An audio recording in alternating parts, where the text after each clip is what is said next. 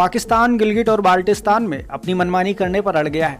भारत की कड़ी आपत्ति के बावजूद पाकिस्तान के राष्ट्रपति आरिफ अलवी ने गिलगिट और बाल्टिस्तान में प्रांत में चुनाव कराने और एक केयर टेकर सरकार बनाने के आदेश पर मुहर लगा दी है।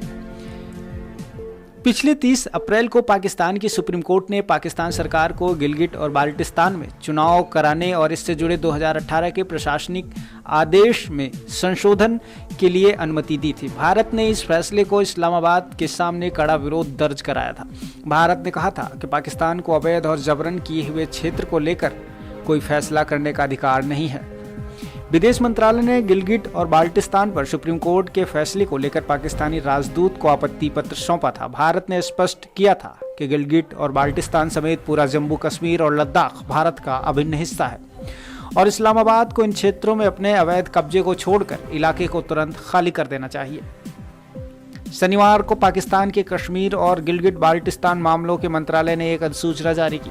इस अधिसूचना में कहा गया है कि इलाके में पारदर्शी चुनाव सुनिश्चित करने के उद्देश्य से पाकिस्तान के राष्ट्रपति आरिफ अलवी ने Gilgit Baltistan and caretaker amendment order 2020 पर मुहर लगाई है।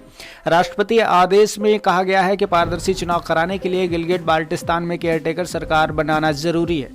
इस आदेश के बाद केयरटेकर सरकार 2 महीने के भीतर गिलगिट और बाल्टिस्तान विधानसभा चुनाव कराएगी। इसके अलावा खास परिस्थितियों में केयरटेकर सरकार का कार्यकाल भी बढ़ाया जा सकता है। पाकिस्तान के इस क्षेत्र में आर्थिक हित भी जुड़े हुए हैं, इसलिए यहाँ पर अपना नियंत्रण स्थापित करने के लिए नए नए पैंतरे आजमा रहा है।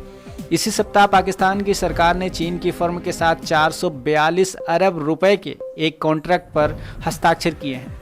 इस प्रोजेक्ट के तहत गिलगिट और बाल्टिस्तान में दियामेर भाषा बांध का निर्माण किया जाएगा।